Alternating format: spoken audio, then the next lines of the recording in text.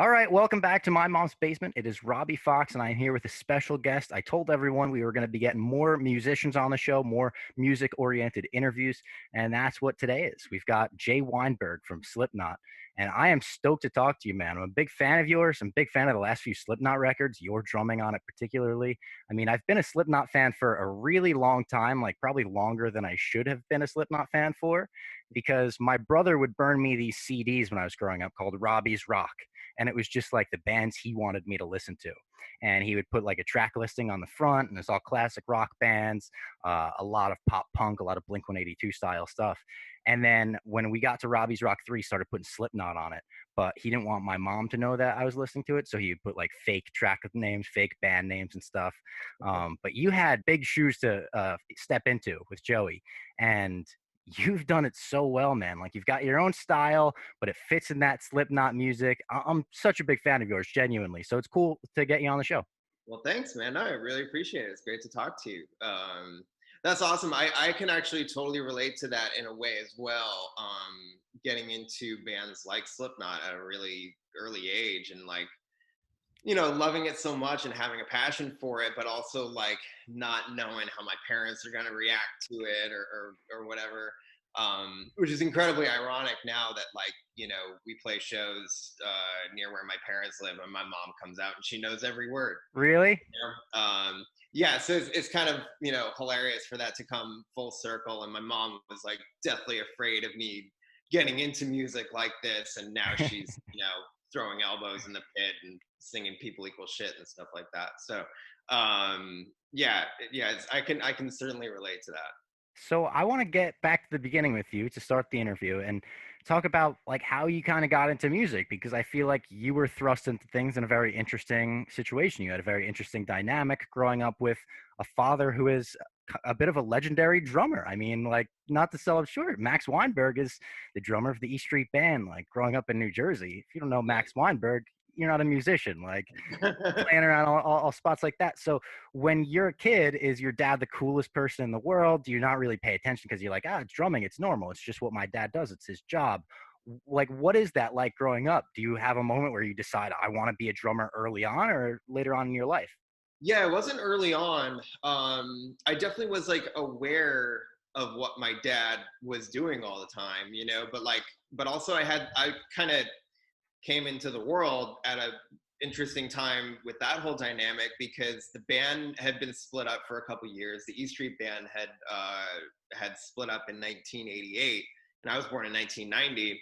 So that wasn't even really a thing that I was all that aware of, honestly, until I was like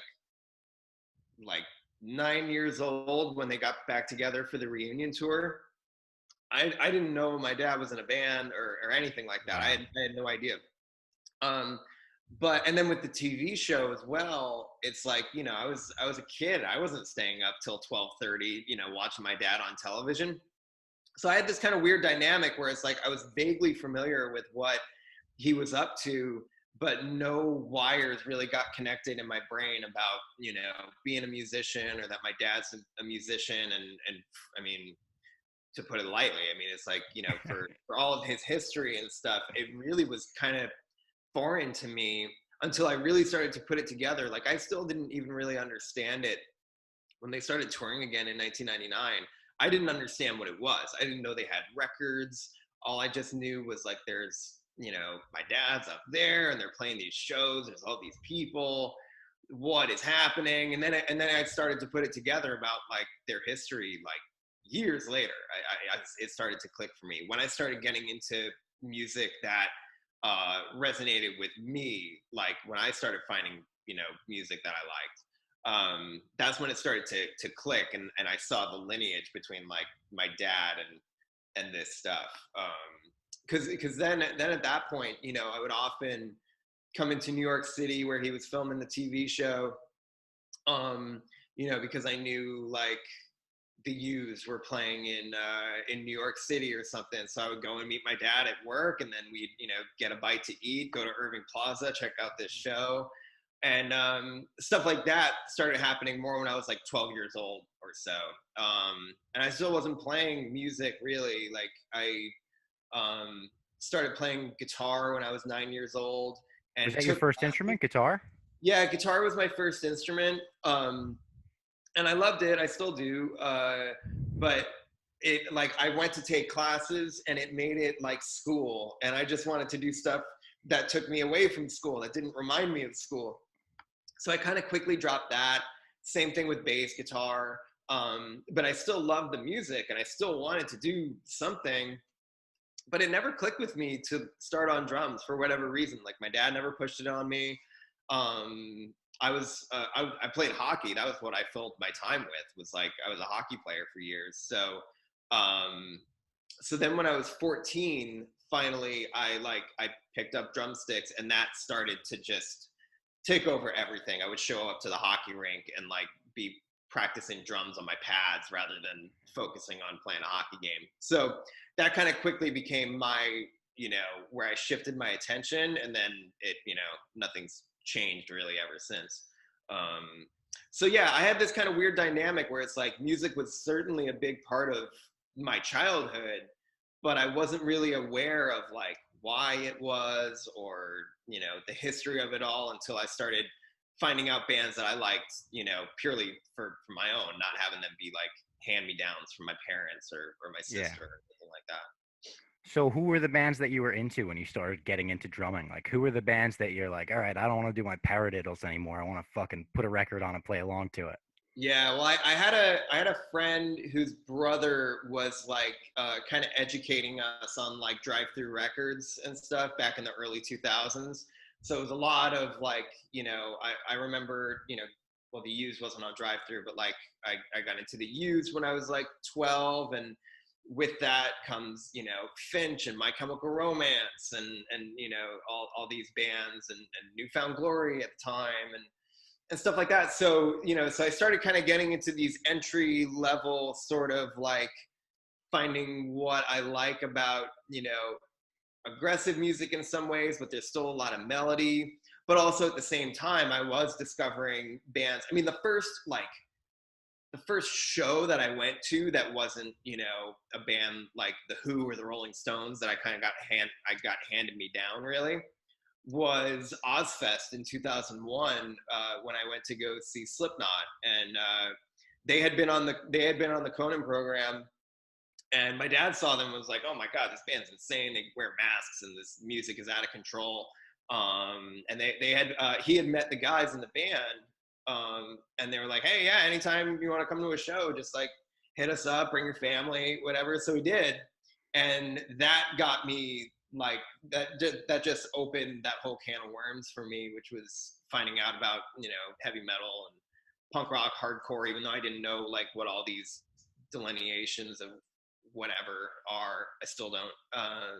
But yeah, like that's kind of how that popped off for me. So I kind of had these different interests in super aggressive bands, like Slipknot and Slayer and whatnot. But then I was also tempering that with like super melodic bands like Blink-182 and Green Day, The Used, and blah blah blah. So like I'm kind of finding out that there's so much of a landscape of music for me to now learn about, and that led me to reading bands Thankless in their CD booklets, and that's how I found out about like Thursday and Alkaline Trio and blah, Yeah, blah, blah, blah. So, it goes the classic story of like how you just, you can't, at that age, you can't find out enough about this music of that you course. love so much. So that's really what kind of started it for me. But it wasn't until I was 14 that I really found some way that I could channel myself into that. And that was from watching like, again, my friend's brother was in a hardcore band. He played bass in a hardcore band in New Jersey, and I saw them play at the Knights of Columbus on Route 36 in Keensburg, I think, and that like totally took me down my own rabbit hole of like, oh my God, you don't have to be some giant band, that's like larger than life in my eyes. You can be just these guys that go to the high school in the next town over, and they have this band and they're playing a show and there's all these people. So that kind of sent my mind into like, oh, this is something that anybody can do. So that was like a huge, awakening for me in that sense. And I got that around the time when I was like 14, 15, starting to play drums. And when you start to play, like, what is your dad's reaction to that? Is he like, man, this is awesome? Like, my son's followed in the footsteps. What's his reaction to the music you're listening to? Like, you said he thought Slipknot was awesome. I know nothing about your dad. I've never met the guy in the world. You think Max Weinberg of the East Street Band, you don't think Slipknot fan loves hardcore music. You're just like, oh, that's kind of surprising to me that he would dig that stuff. So, like, what was his reaction?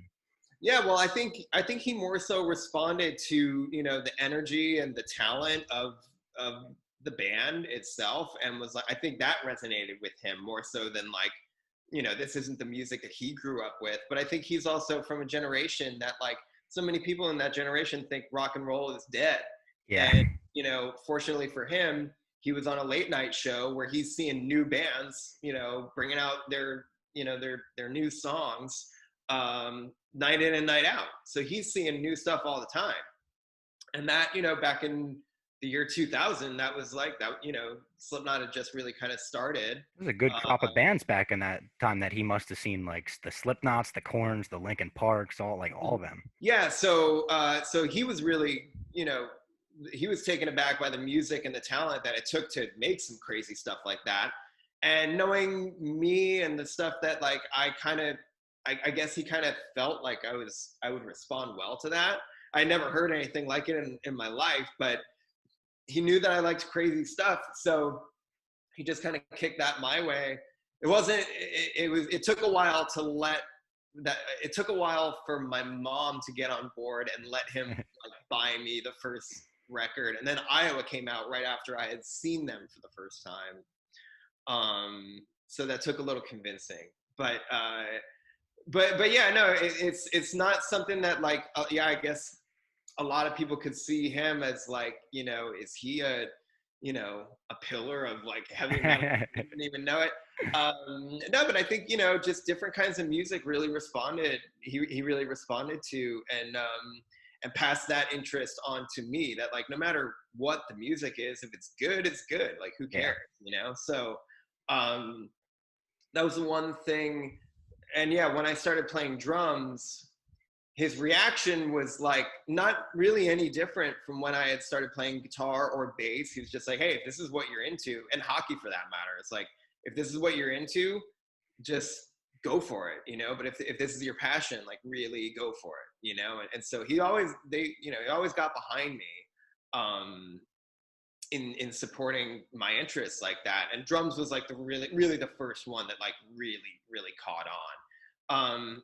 But he also wanted to be hands off. I think because I told him that I wanted him to be hands off. Like, I didn't want to take lessons. I didn't want this to become school again. I just wanted to like play along to records that I really liked and find out what I really liked about playing drums and playing music. And so he just let me do my own thing. And that was like the greatest gift that he could have given me, was the freedom to do that sort of stuff. So yeah, I think, he was excited that I started to take to it. And then, I'm in high school, I'm starting bands and definitely showing more focus on it. And then just like one foot in front of the next. There's never been some kind of like giant leap, forward in my life, besides, getting the opportunity to, when I was 17 or 18 years old, to actually play for my dad's band, was a huge, that was a huge leap into another realm of like, I'd only been playing drums for like 3 years or almost 4 years. But they kind of took that chance on me. And so that was huge, but I was only able to kind of cross that threshold after a couple years of him really not even hearing me play the drums all that much, like, he was very hands off in that regard. And I think that was a huge help. So what was that first time like? You just, referred to it like the first time playing with your dad's band. Are you completely like a nervous wreck? I feel like I would be. Oh, 100%. Yeah. I mean, so after the band had split up, a lot of the guys in the band had kids, and my sister had actually, years before I played with them, my sister had gotten up on stage and played keyboards for a couple songs. Wow. When she was very young, like 12 years old. So, and I was 9 watching that happen. I was like, what is going on? But then, yeah, so there was this scheduling conflict where my dad had to be in 2 places at once. He had to be with the Conan show and had to be on stage with Bruce. And I had played one song with them before because I was like the last kid of the guys in the band to play a song with them on stage. But I didn't play guitar. I wasn't really playing bass. So it's like, I kind of was like, oh my God, if I'm messing up on the drums, I'm going to be mortified, So, and they would be too. So I just kind of said, no, like I can't do that until they were playing a show at Giant Stadium. And my dad was like, oh, just play a song with us at soundcheck. And I had known all these songs, I've been watching them night in and night out for a long time. So I knew the songs. And so we played the song Born to Run at soundcheck in an empty Giant Stadium. And it felt pretty good. And Bruce was like, if you can play it like that at soundcheck, you can play it like that during a show.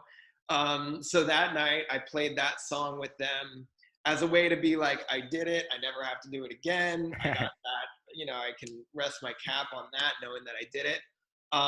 But then that scheduling conflict happened where my dad needed to be in 2 places at once. So it really was just kind of fortuitous. And Bruce was like, well, if he knew one song, he could probably learn a couple hundred. And so that's what we did. So, I mean, it was an absolute vertical learning curve. But it was also, with people that I had come to consider like my family, like my true, flesh and blood, my family. So that made it comfortable in a way too. And I mean, that was my first experience. I'd only been in my high school bands, like playing at local bars and playing at, Knights of Columbus and VFW halls. And now all of a sudden, I'm in front of like 40, 50, 60,000 people a night. But being with that group of people, and Bruce especially, with how good of a,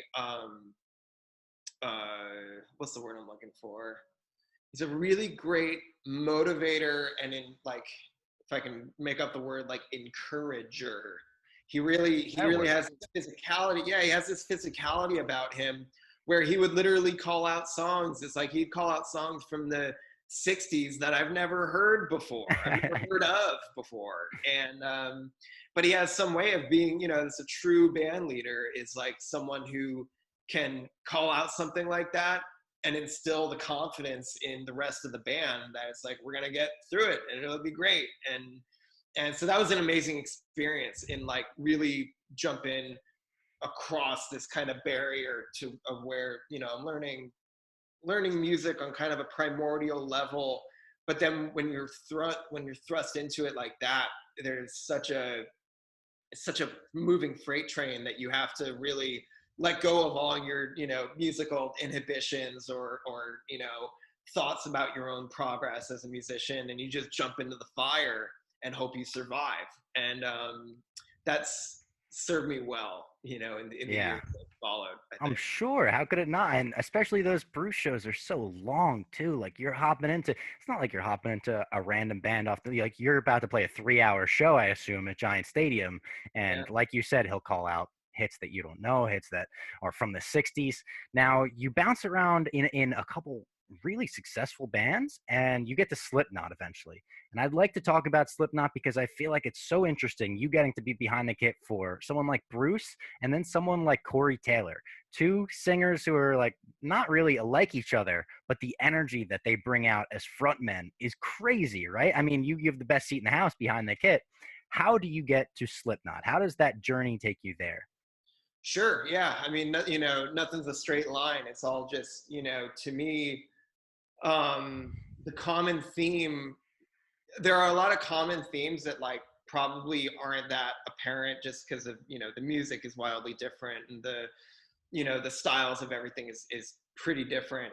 But to me, it's like there's so much dedication with both of those artists to the music and to everything that like that's the same. The dedication is exactly the same. And I think you see that in like the application that Bruce approaches his music or the application that Slipknot approaches its music. It all comes from like the same spirit. And so that's kind of what I was taught you know, by the people I was surrounding myself with, was just like that spirit has to be there.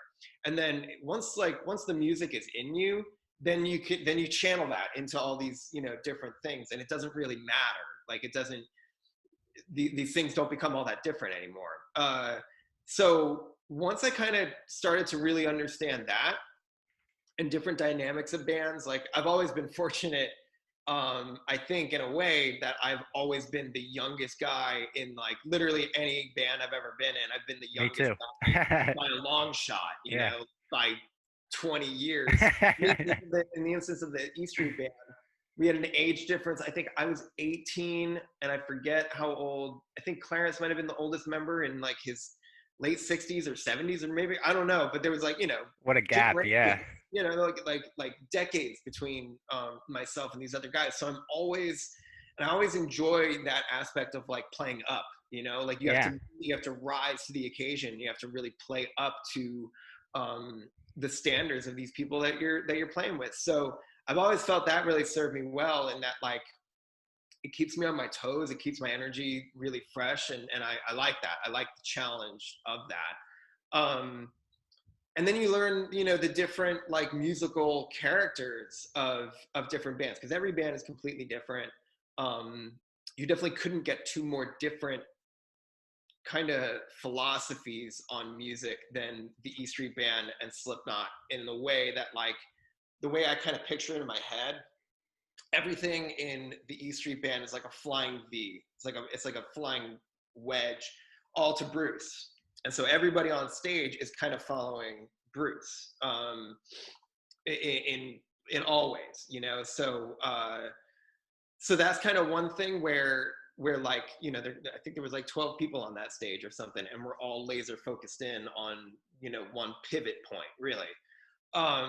With Slipknot, it's kind of the exact opposite. Like it's kind of just an all-out 9-person assault forward, which has, you know, obviously, you know, it's the character of the band, but those are two very different things that like, you know, it's just understanding dynamics and understanding chemistry like that. And of course, you know, I had known the band's music forever.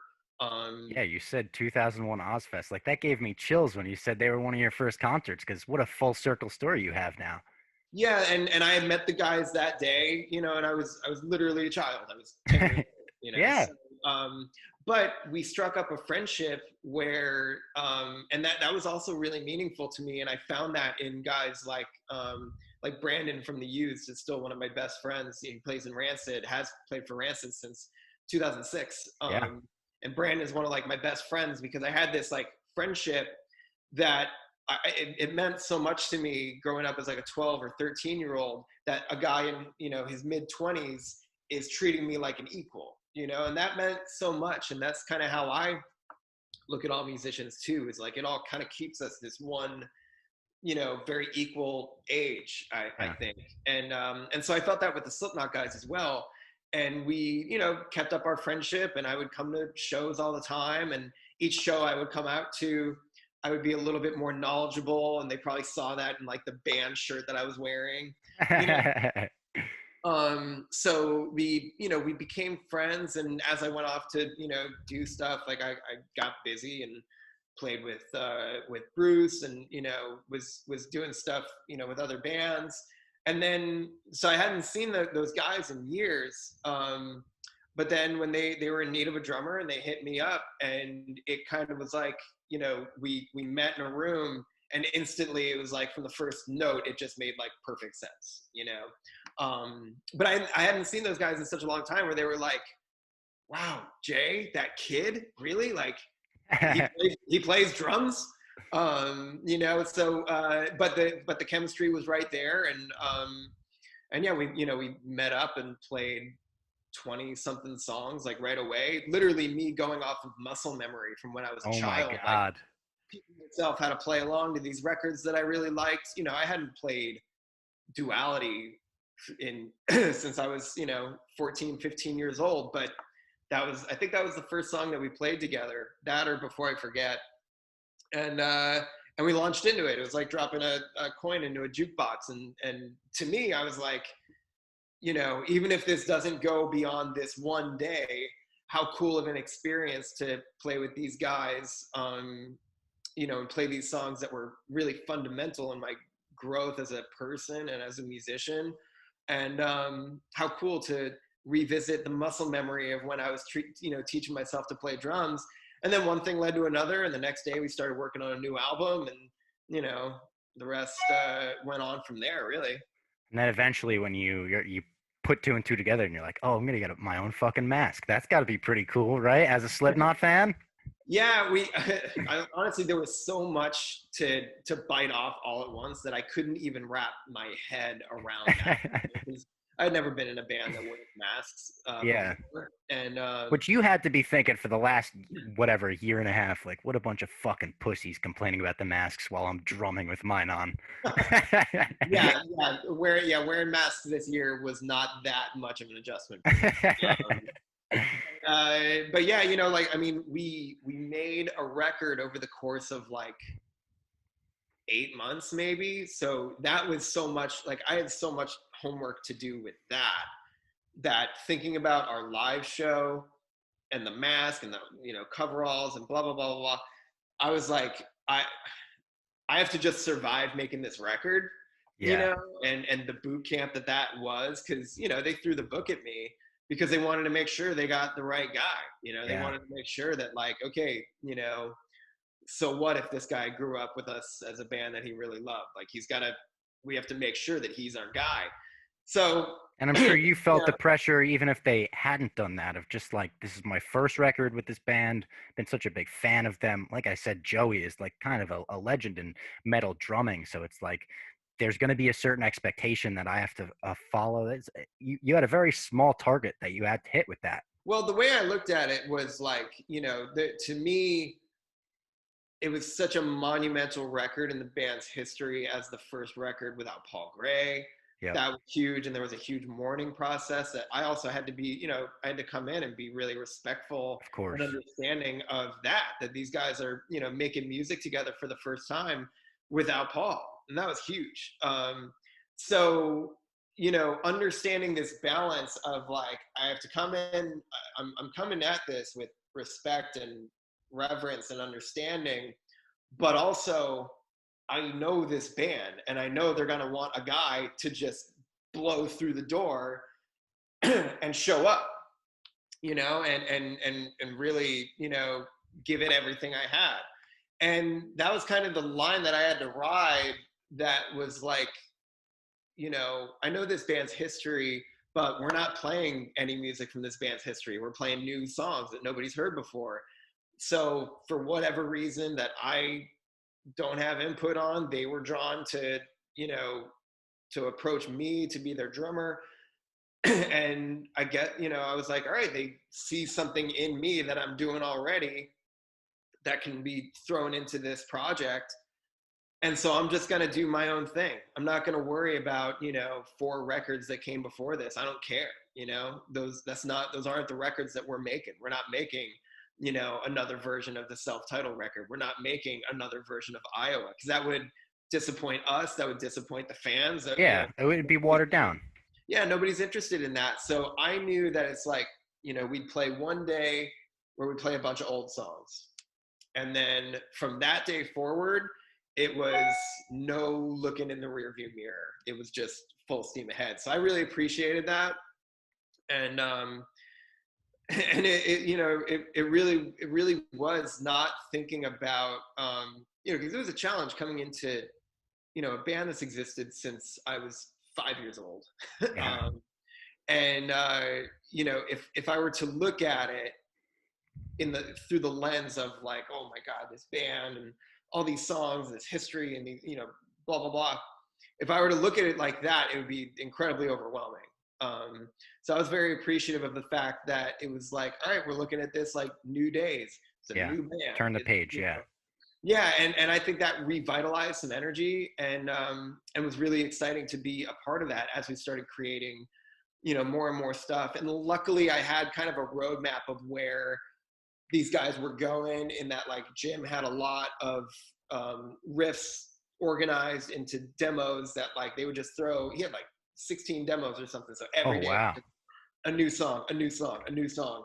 And I would just learn it in the morning and take all day and record versions of it on my own. And that's kind of how we pieced together that album.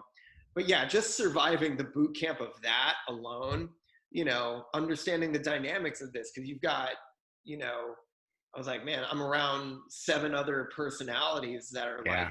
very intense, you know. So finding my own place in that was a huge, you know, experiment in and of itself. Even though I've known these guys as friends, we're taking this next step to where it's like it's a whole different thing to, you know, play music with somebody and Yeah, you're entrust like them. brothers now. Yeah.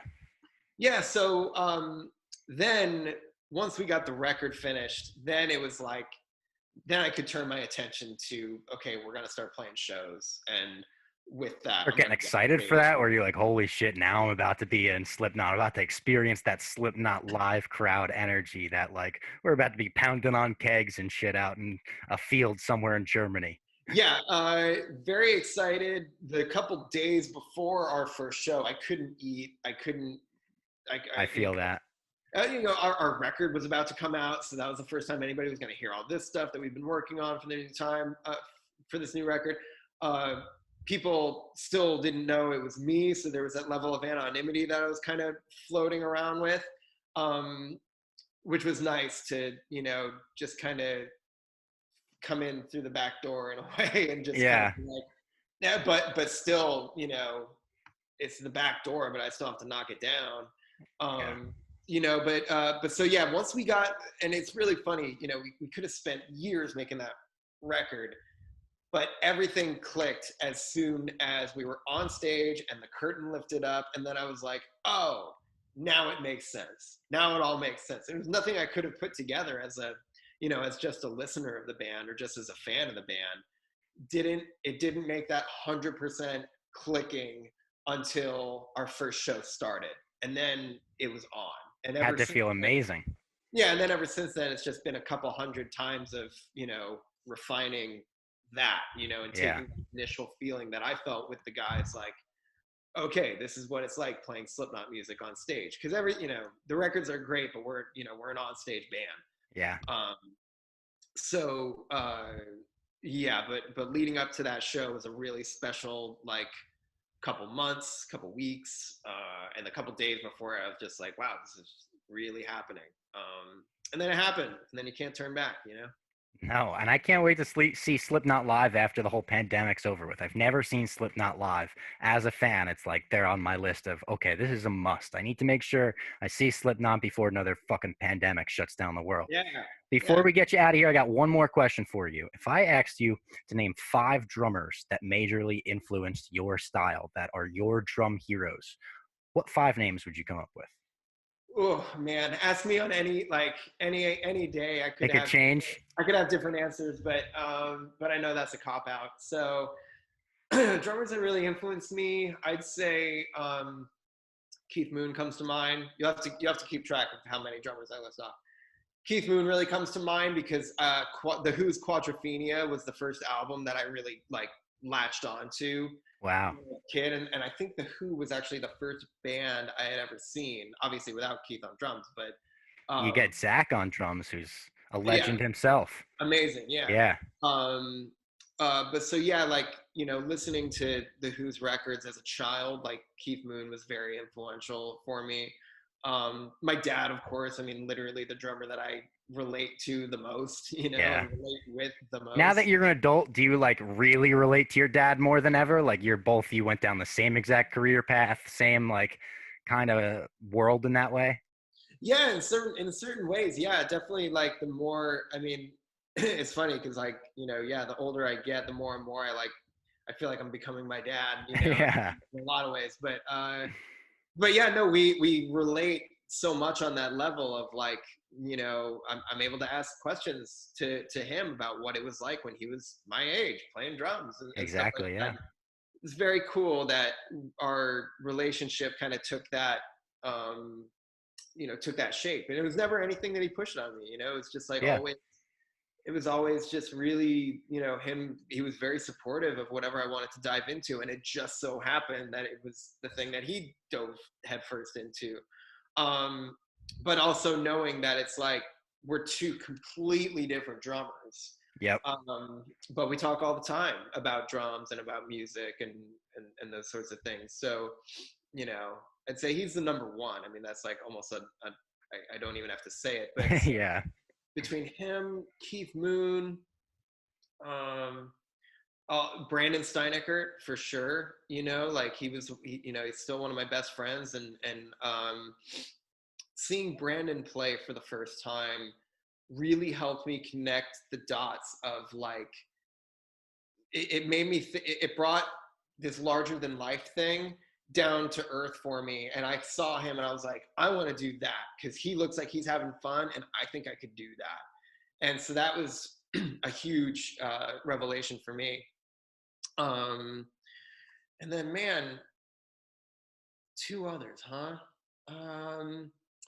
I think drummers that really helped shape my understanding of the instrument on like deeper levels.